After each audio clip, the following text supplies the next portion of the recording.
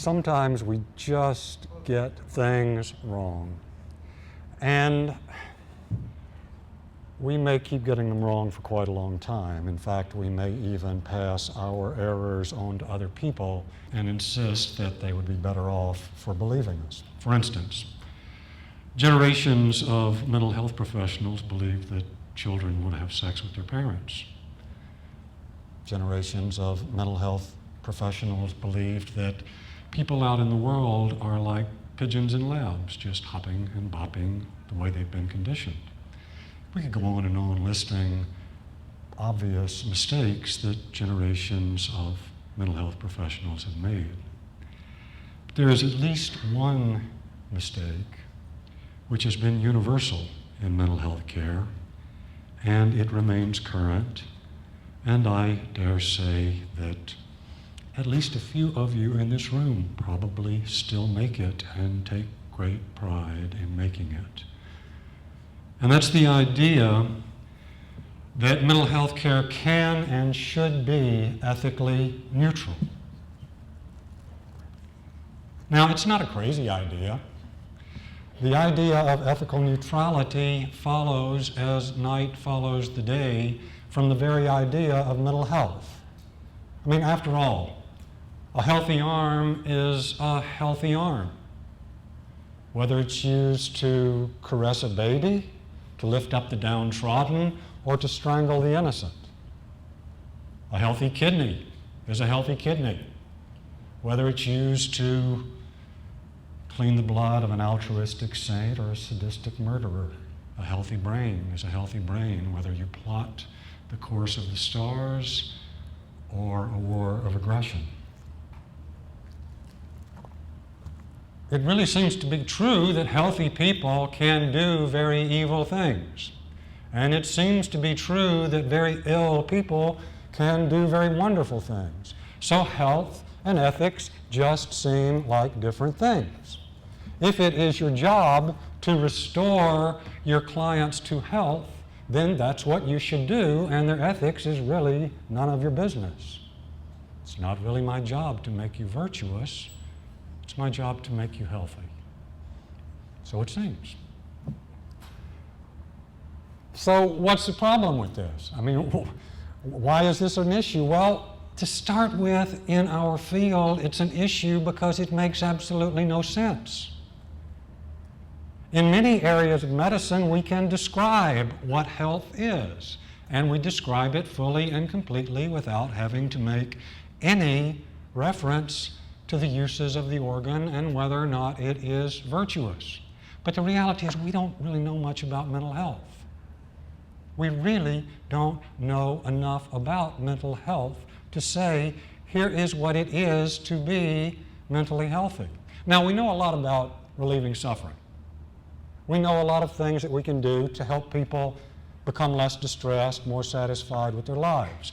What actually happens in our field, we try something, it helps people feel better, and we say, oh, that's healthy, that's it. We help people become more assertive. They feel better. Okay, assertiveness, that's healthy. We help people lift their sexual repression. They feel better. Oh, that's it. Lifting your sexual repression, that's healthy. We teach them mindfulness meditation, and they become less distressed. And then we say, oh, mindfulness is healthy. Well, the thing is, so many different schools of thought tell us different things about what's healthy, and what you believe you have to do in order to be healthy pretty much depends on which therapist you happen to run across. And so you go out saying, well, I have to do this to be healthy.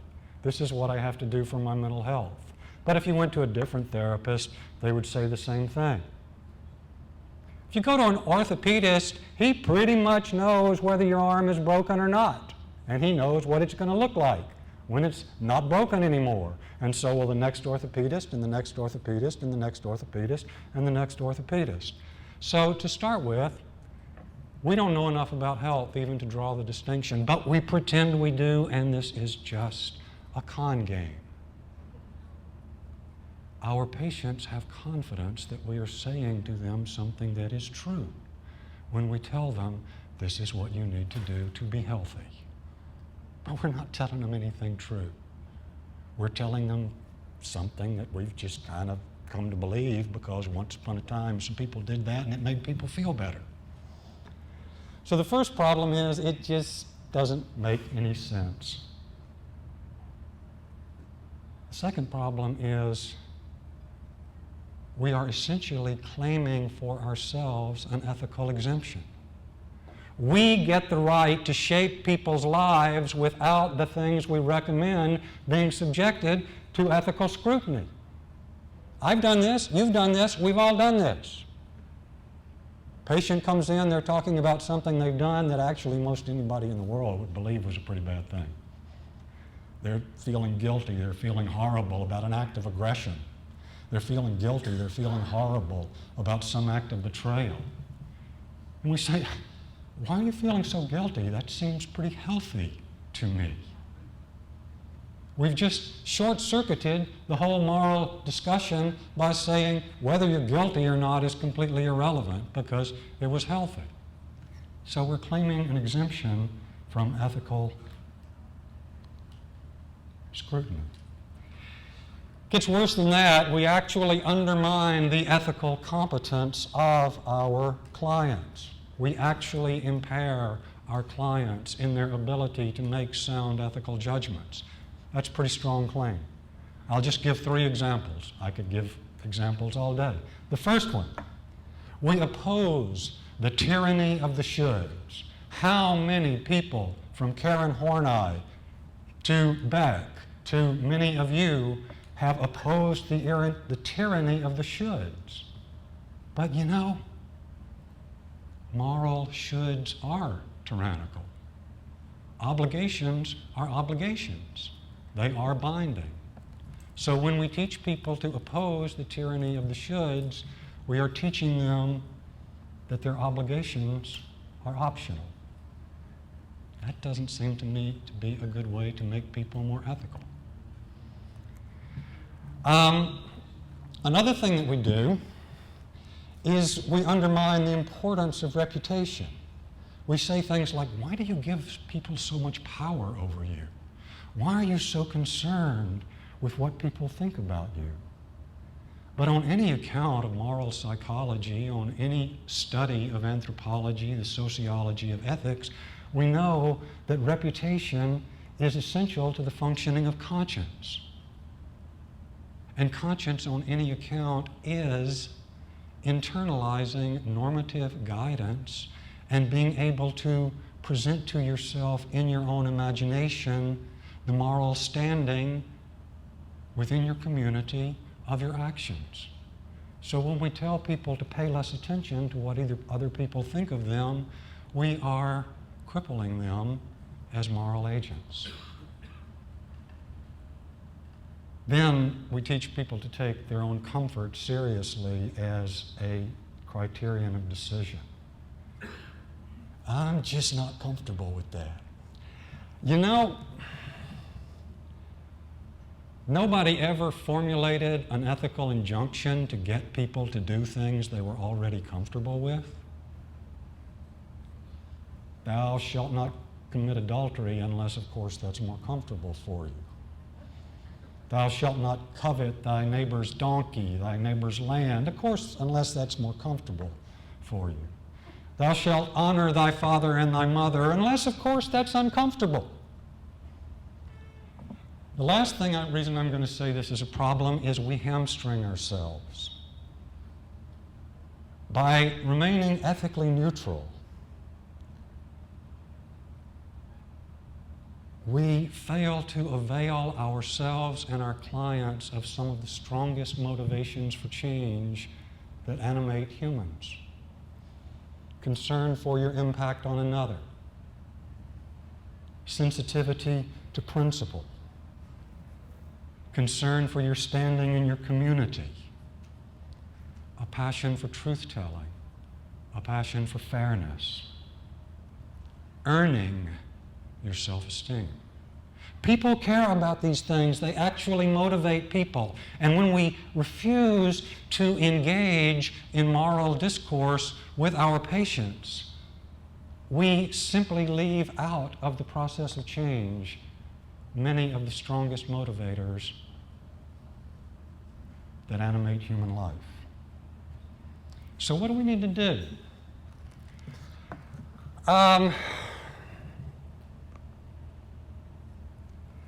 We need to come clean. Because in spite of everything I've already said, none of us are ethically neutral. We simply are not.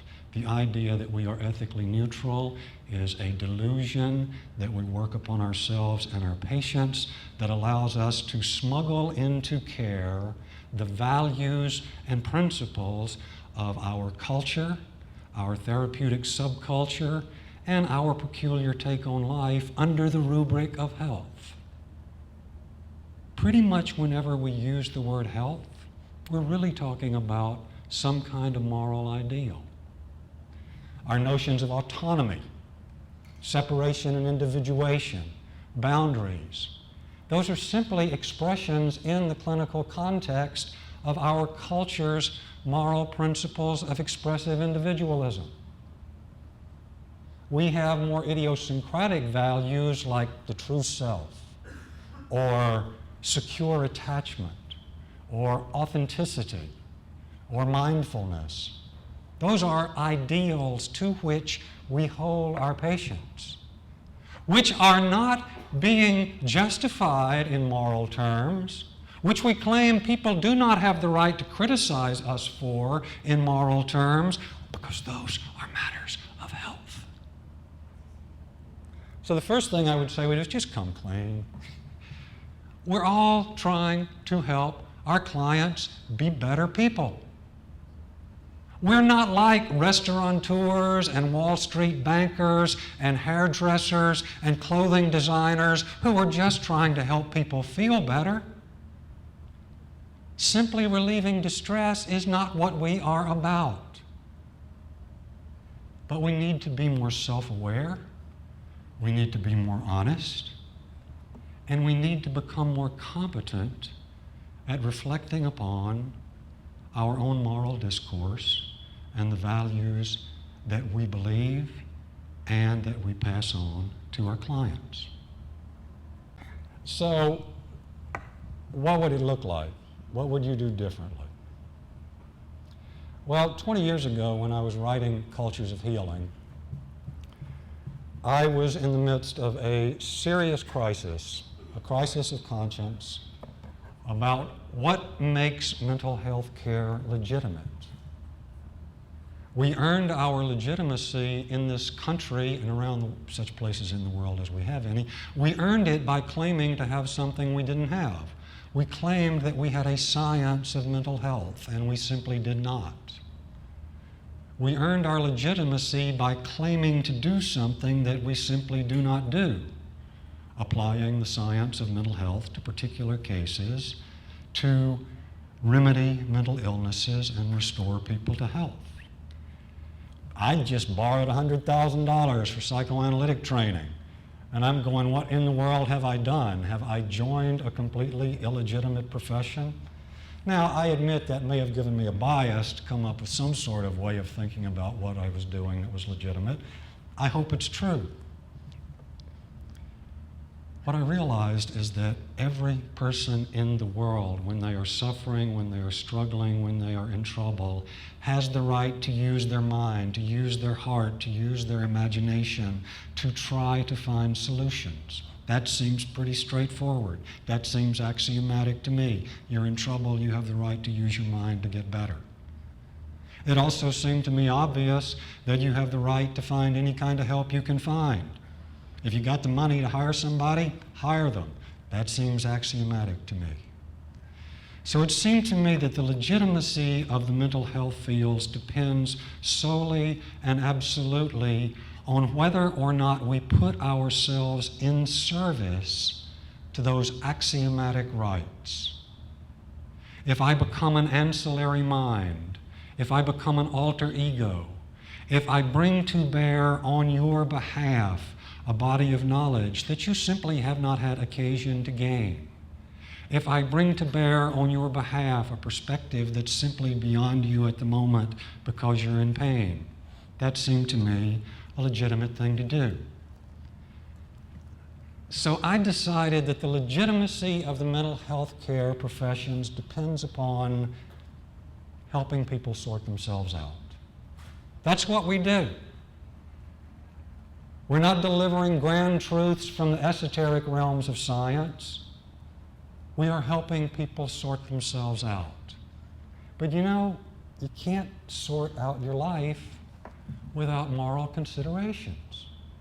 You just can't make sustainable decisions about how to live your life without taking into account moral concerns.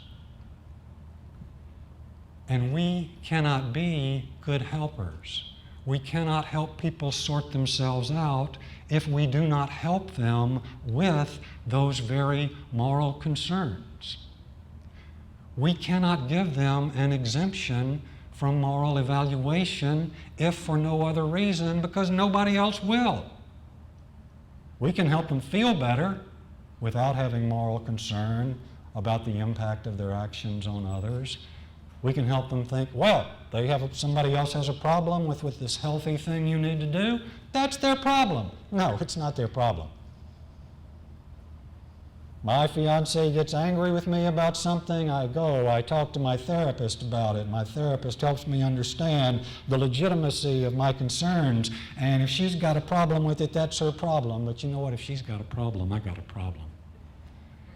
And it doesn't much matter what my therapist says.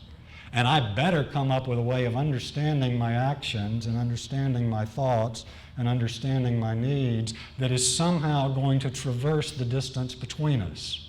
And that is a moral issue. So we should pay as much attention to people's problems of ethical sensibility, knowledge, maturity, as we do to anything else. What am I saying? I'm saying that as we help our clients become more competent at living satisfying lives, we help them recognize the moral dimensions of their difficulties. We help them recognize the moral dimensions of whatever solutions they consider. We help them make morally sound decisions. All right, that's all very general.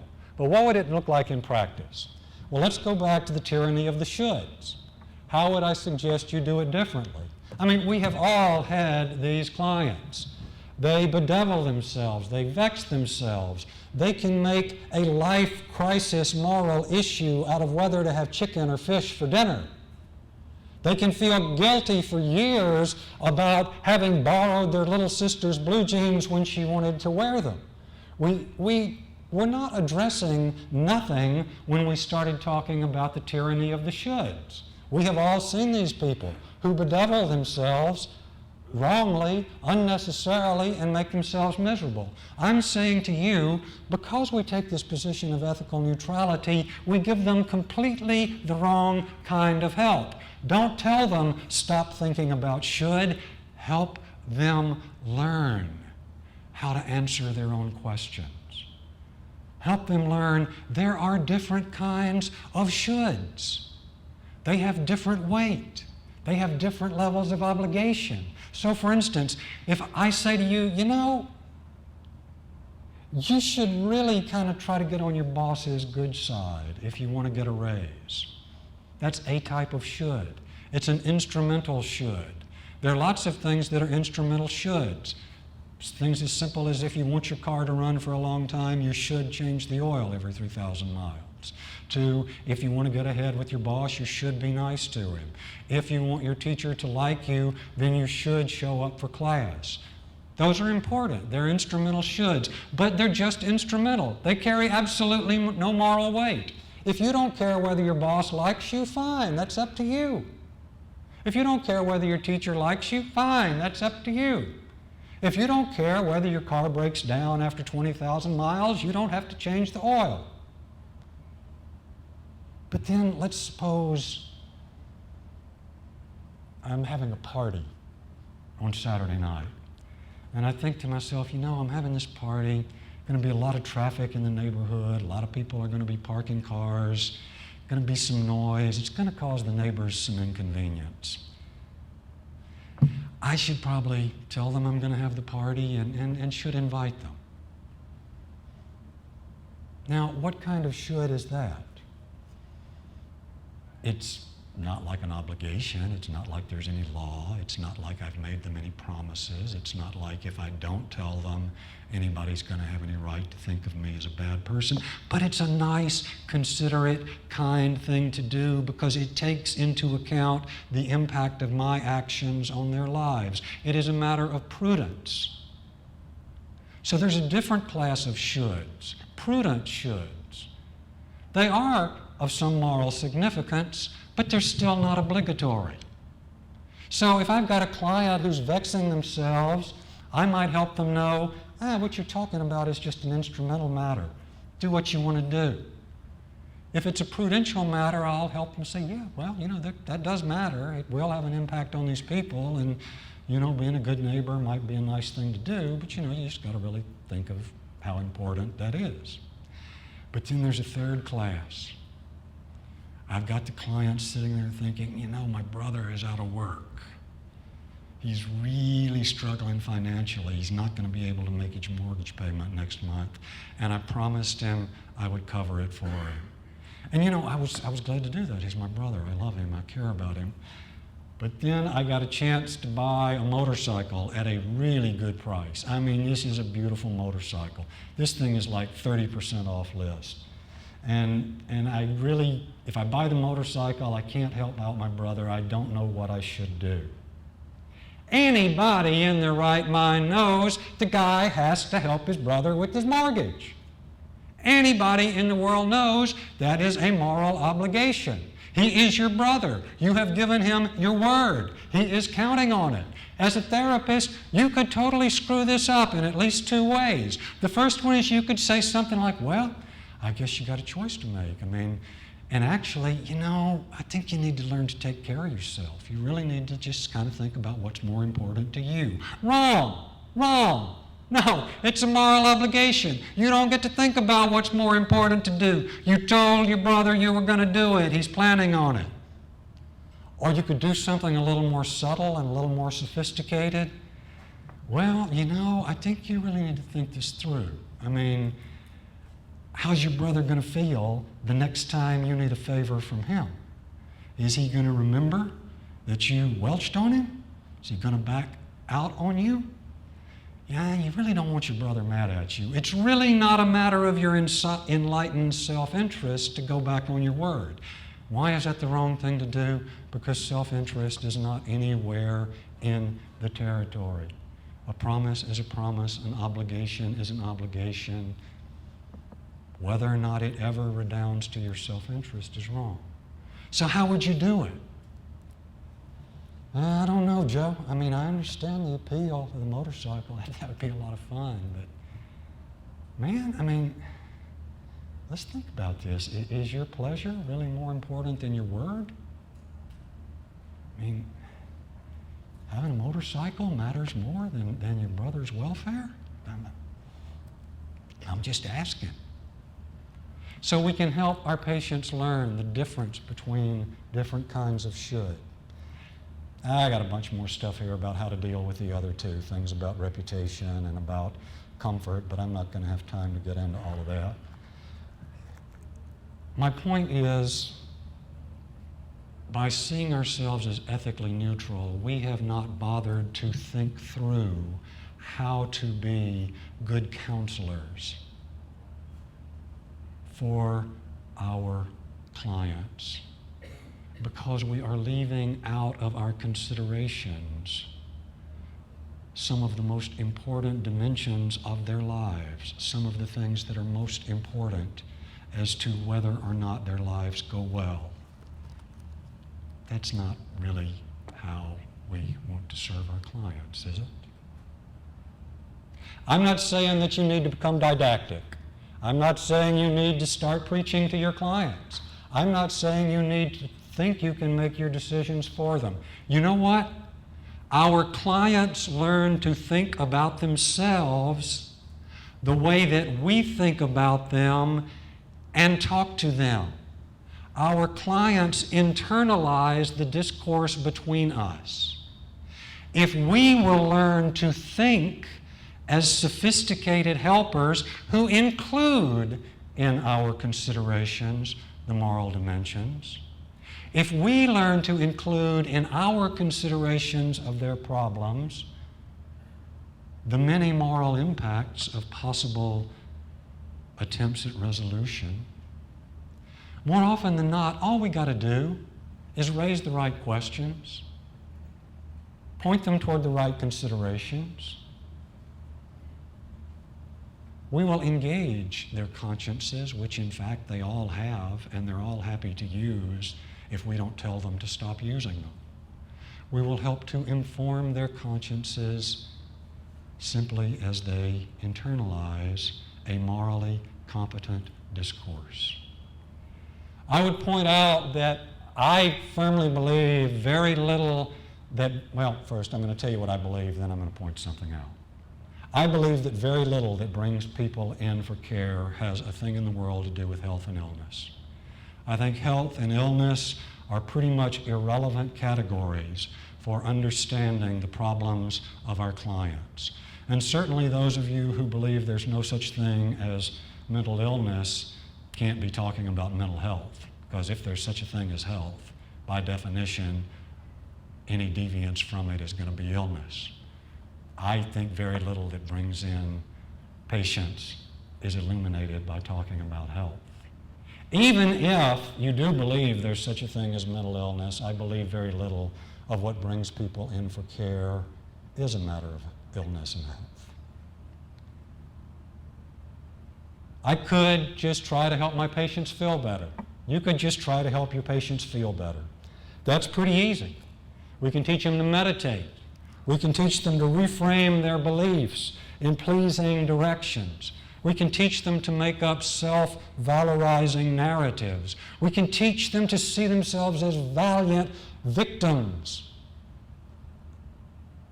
We can teach them to see other people's displeasure with them as the other people's problems. And all of those things help people feel better. All of those things relieve distress. Or we could do something else.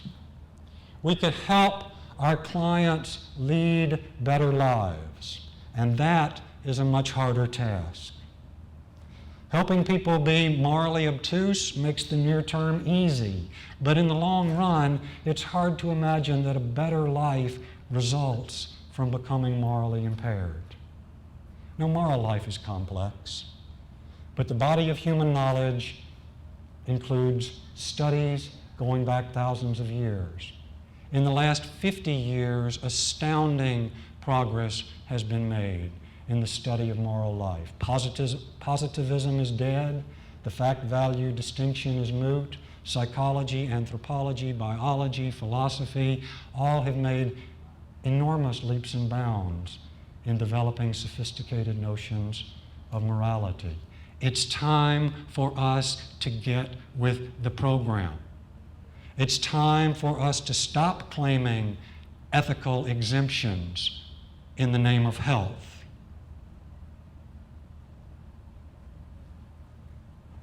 It's time for us to become as competent in understanding the ethical dimensions of our clients' lives as we are in understanding the psychosocial dimensions. You know, we serve our clients best when we do a lot more than help them feel better. We serve them best when we help them live better. And the sad fact is, for all of us, for you, for me, for every client who walks in the door, more often than not, living a better life, in some degree, small or large, means becoming a better person. Thank you very much.